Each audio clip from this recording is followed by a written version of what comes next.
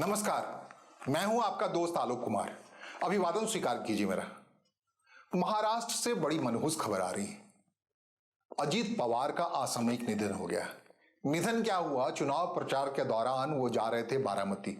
बारामती में उनका जो चार्टर्ड प्लेन है, जो हेलीकॉप्टर है, वो क्रैश कर गया बारामती एयरपोर्ट पे। उस बारामती में जिसके दिल में अजीत पवार हुआ करते थे और जिसका बेइंतहा प्यार करते थे, वो चुनाव प्रचार के लिए गए थे। जो जिला परिषद का चुनाव हो रहा था, वहाँ महायुति के लिए अलग अलग इलाके में, पंढेर है, बारामती के अलग अलग इलाकों में उनका कार्यक्रम लगा पड़ा था। विशाल जनसभाएं होनी थी, महायुति के पक्ष में उनको वोट मांगना था।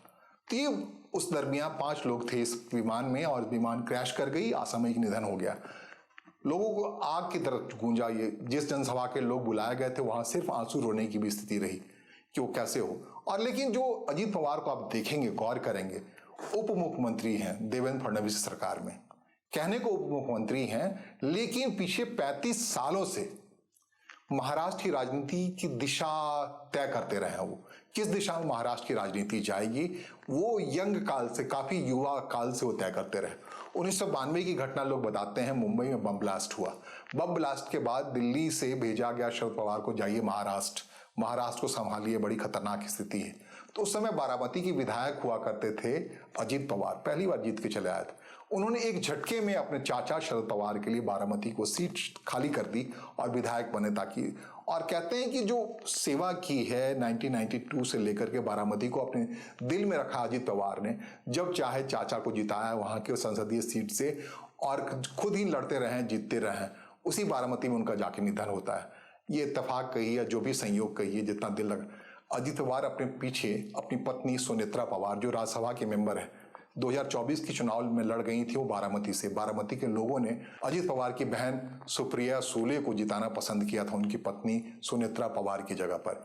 दोनों फ्रैक्शन हो गए थे, अलग अलग हो गए थे। एक हिस्सा बन गया था शरद पवार की जो पार्टी थी, उसमें अलग हो गए थे अजीत पवार के नेतृत्व राष्ट्रवादी कांग्रेस पार्टी, और दूसरी राष्ट्रवादी कांग्रेस पार्टी शरद पवार के नाम से थी। घड़ी निशान जो राष्ट्रवादी कांग्रेस पार्टी का मौलिक निशान था, वो अजीत पवार के पास था। सुनेत्रा पवार उससे लड़ रही थी और सुनेत्रा सुले अपने पिता शरद पवार की पार्टी को बचाने के लिए, उनके नेतृत्व वाले घटक को बचाने के लिए चुनाव लड़ रही थी। बारामती के लोगों ने उन्हें चुना।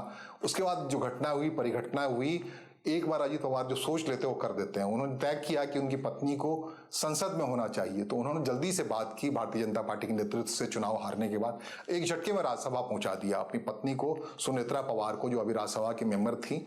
उसके अलावा परिवार में उनके बेटे पार्थ पवार थे, उन्हें भी चुनाव हारना पड़ा पिछले दिनों, और दूसरे बेटे जय पवार।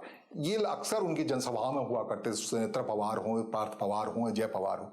ये इत्तेफाक की बात है, संयोग की बात है कि जिस दौरे में इनका असामयिक निधन हो गया, जिस दुर्घटना में हो गया, उस वक्त न पत्नी थी न बच्चे थे उनके साथ। और वो बाद में पहुंचे, जनसभा लगी पड़ी थी इसी बारामती इलाके में। महायुति के लिए वो चुनाव प्रचार करने गए थे। जिला परिषद और पंचायत के चुनाव होने थे। कहते छोटे छोटे चुनाव को अपने कार्यकर्ताओं के बीच जाकर के वो सेलिब्रेट करते थे। उसी सेलिब्रेशन के अंदाज में महायुति के वोट मांगने के लिए वो गए हुए थे जिला परिषद के चुनाव में। बारामती जनसभा थी, पंढेर जो इलाका है वहां थी, आसपास के इलाकों के लिए सुबह सुबह निकल गए थे। शरद पवार के भतीजे के तौर पर तो इनकी पहचान थी, लेकिन और पहचान थी इनकी कि समय से पहले हर जगह पहुंच जाया करते थे। समय से पहले पहुंचने का नतीजा रहा कि ये चाचा इनके 83 साल की उम्र में हैं, उनसे पहले ही ऊपर पहुंच गए। कहते 66 साल की उम्र में चले गए। बड़ी जल्दीबाजी में रहते थे। कोई भी जनसभा हो, वहां पहले से पहुंचने वाले व्यक्ति के तौर पर अजीत पवार होते थे। ये दुर्घटना भी कुछ ऐसी ही पवार परिवार के लिए। जो रिश्ता है इनका चाचा से, बड़ा अजीब सा रिश्ता है। पिता पुत्र का जो संबंध हो सकता है, उससे भी कहीं गाढ़ा संबंध है। अजीत पवार शरद पवार के बड़े भाई के बेटे जरूर थे, लेकिन राजनीति में बिल्कुल उंगली थाम के चले थे चाचा के वो। और शरद पवार ही मानते थे बहुत कायदे से उनको, हर मौके पर सलाह लिया करते थे। 1992 को लोग याद करते हैं। 1992 में अजीत पवार बारामती से विधायक हुआ करते थे और उसी समय मुंबई को रियल बम ब्लास्ट का सामना करना पड़ा। नरसिम्हा राव की सरकार थी केंद्र में। केंद्र से उस समय भेजा गया शरद पवार को, जाइए महाराष्ट्र की राजनीति में जाइए, चाचा को। तो चाचा के लिए भतीजे ने एक पल नहीं सोचा, अपनी सीट खाली कर दी बारामती। वही बारामती जिसको बड़े मेहनत से सींचा, तब से सींचते ही रहे हैं ये। और उन्होंने बारामती का विधायक बनवा दिया शरद पवार चाचा को। बाद में मुख्यमंत्री बने, जो कुछ हुआ। उसके बाद बहुत महत्वपूर्ण घटना कहते हैं राष्ट्रवादी कांग्रेस पार्टी के जन्म से जुड़ी पड़ी है। कहते हैं कि सोनिया गांधी को प्रधानमंत्री बनाया जाना था 1999 में, जो कॉन्फ़िगरेशन था उसमें। तो कांग्रेस में ही बगावत हो गई। पूर्व लोकसभा अध्यक्ष पीए संगमा और तारिक अनवर जो महासचिव हुआ करते थे, वो पहुंच गए बारामती इस सोच के साथ कि भाई सोनिया गांधी को रोकना जरूरी है। विदेशी मूल के नाते बड़ा हंगामा हुआ था, विदेशी मूल की नारी भारत की प्रधानमंत्री कैसे हो जाएंगी, और शरद पवार कांग्रेस पार्टी से अलग हो जाएंगे, इसकी कोई उम्मीद नहीं कर रहा था। अगर शरद पवार होते हैं तो सोनिया गांधी निश्चित तौर पे भारत की प्रधानमंत्री बन जाती। 1999 की घटना है, कहते हैं बारामती पहुंच गए पीए संगमा और तारिक अनवर, तो उसी समय शरद पवार ने अपने भतीजे अजीत पवार को बुलाया खास तरीके से कि ये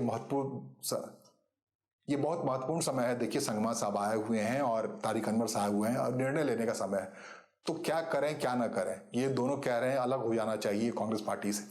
तो अजीत पवार ने तत्क्षण, जो बहुत देर से गंथन चल रहा था, शरद पवार और ये लोग मिलकर कर रहे थे क्या किया जाए क्या नहीं किया जाए, अजीत पवार ने कहा कि बिल्कुल कांग्रेस से अलग हो जाइए और हम ये सुनिश्चित करेंगे कि महाराष्ट्र में तो जो अलग होंगे आप, तो वहां उसका झंडा, फतह का झंडा लहराता रहेगा। कांग्रेस पार्टी से काफी हद तक हम लोग आगे रहेंगे, संगठन हम इस ढंग से लेंगे। ये बात सुनते ही, आश्वासन सुनते ही शरद पवार ने तय कर लिया और राष्ट्रवादी कांग्रेस पार्टी का जन्म हो गया और प्रधानमंत्री बनने से सोनिया गांधी रुक गई। और उसके बाद से जो कहानी चली है तो सब कुछ कहते ही 2014 के बाद से चाचा भतीजे में एक बिखराव सा आया। 2019 का वो दौर आया जब लगातार शरद पवार और मोदी जी के संबंध को लेकर लोग काफी अटकल लगाते रहते थे कि शरद पवार कांग्रेस पार्टी के करीब हैं या बीजेपी के करीब हैं। इस बात को लेकर काफी कंफ्यूजन था। मौके पर प्रधानमंत्री के साथ शरद पवार की मुलाकात होती रहती थी। और 2019 का वो वक्त आया जिस समय 72 घंटे के लिए अजित पवार ने देवेंद्र फडणवीस के साथ उप मुख्यमंत्री की शपथ ले ली। बड़ा इत्तेफाक, भगत सिंह कोश्यारी जिनको इस बार पद्म पुरस्कार से नवाजा गया है, उनको वहां गवर्नर हुआ करते थे, उन्होंने रातों रात बुलाया दिल्ली के निर्देश पर और शपथ दिलवा दी। और बाद में इतना दबाव पड़ा अजीत पवार पर कि लौट गए वो शरद पवार के पास। और ये बड़ी परिघटना कहते हैं चाचा भतीजे के बीच में, कहते हैं डिच किया भतीजे ने, इसलिए किया, इस नाराजगी किया क्योंकि शरद पवार अपनी बेटी सुप्रिया सुले को अपने हिसाब से महाराष्ट्र में आगे बढ़ा रहे थे। इस बात को पचा नहीं पा रहे थे अजीत पवार, और इसका नतीजा हुआ 2023 में अजीत पवार बिल्कुल अलग हो गए। जो राष्ट्रवादी कांग्रेस पार्टी है, चाचा से बिल्कुल अलग होकर गुट बनाया, और जो उनका मौलिक पहचान है, जो मौलिक पार्टी है, सारा संगठन के साथ साथ अजीत पवार के साथ चला गया, उसकी घड़ी निशान है। और शरद पवार के पास आया राष्ट्रवादी कांग्रेस पार्टी, शरद पवार गुट, और इनके आगे लिखा जाएगा शरद पवार गुट नहीं, कोई गुट नहीं।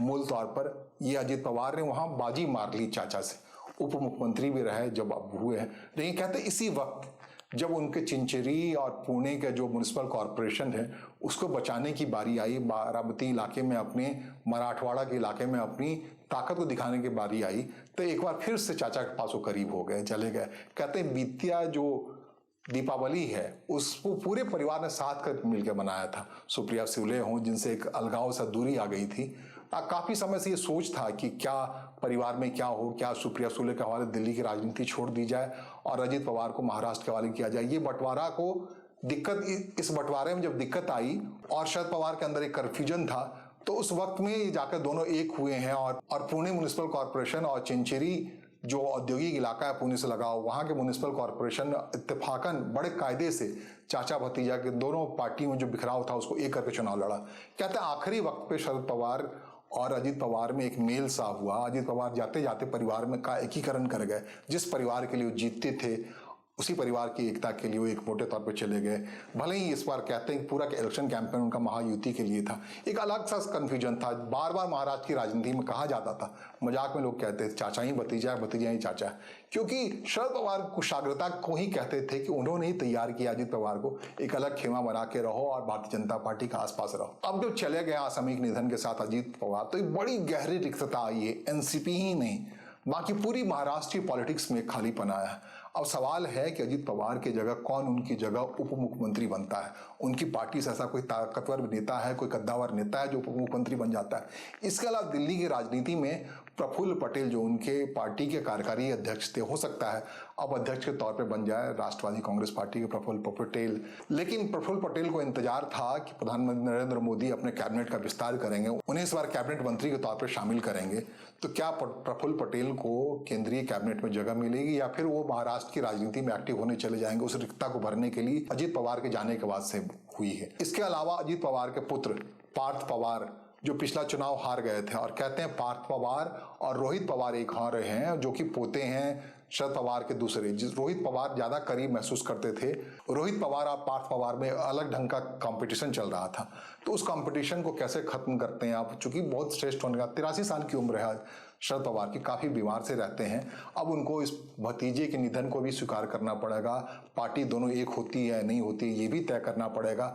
उसमें पार्थ पवार का रोल क्या रहता है, रोहित पवार का रोल क्या रहता है, परिवार के अन्य बच्चों का क्या रोल रहता है। और अगर एनसीपी एक हो जाती है, शरद पवार गुट मिल जाता है, तो क्या सुप्रिया सुले दिल्ली में आके प्रधानमंत्री नरेंद्र मोदी की सरकार में कैबिनेट मंत्री के तौर पर आगे बढ़ पाती हैं? क्योंकि इस बात को लगभग अजीत पवार मान चुके थे कि दिल्ली की राजनीति सुप्रिया सुले करे। वो दोनों भाई बहनों में बड़ा प्रेम है, चचेरे भाई बहन हैं, लेकिन वो ये मान चुके थे दिल्ली की राजनीति सुप्रिया सुले के हवाले छोड़ दें और महाराष्ट्र की राजनीति अजीत पवार करते रहें, जो अब दुनिया में नहीं है। एक जो सम्मिलित तरीके से तय होना है कि सुनेत्रा पवार जो राज्यसभा के सदस्य हैं, जो अजीत पवार की पत्नी है, और सुप्रिया सुले जो उनकी बहन है, इनमें से कौन केंद्रीय मंत्रिमंडल में शामिल होता है। यह राजनीति उत्तराधिकारी की कोई लड़ाई तो नहीं चलेगी। जो हालत है, जिस मोड़ पे चले गए हैं अजीत पवार, तो लगभग जो लड़ाई थी परिवार में, जो विघटनकारी स्थिति थी, उसको समेटते हुए चले गए। तो अब भविष्य की राजनीति किस दिशा में जाती है ये तय होना बाकी है। लेकिन फिलहाल महाराष्ट्र में जो उनका समर्थन बेस है, गांव गांव तक सब चारों तरफ एक सन्नाटा सा फैला है, गमगीन है पूरा माहौल। पार्लियामेंट का बजट सत्र की शुरुआत का दिन है। पूरा बजट सत्र के पहला दिन ही मानो कि घड़ों पानी पड़ गए हों सारे लोगों पे जो महाराष्ट्र की राजनीति को समझते हैं, इस रिक्तता की वजह से, अजीत पवार के निधन की वजह से। फिलहाल उनके लिए भरे मन से श्रद्धांजलि। भविष्य में उन जैसा नेता मिलना वाकई मुश्किल है, जिसका मास कनेक्ट हो, गरीबों के लिए काम करने वाले लोग हो। बहुत कम होते हैं राजनीति में जिनकी पहचान होती है इस ढंग से कि अपने हिसाब से वो शौर्य के साथ आगे बढ़ते रहते हैं। तो इस लीडर को मेरा तहे दिल से नमस्कार, सलाम। फिलहाल मेरे साथ जुड़े रहने के लिए आपका आभार, नमस्कार, धन्यवाद।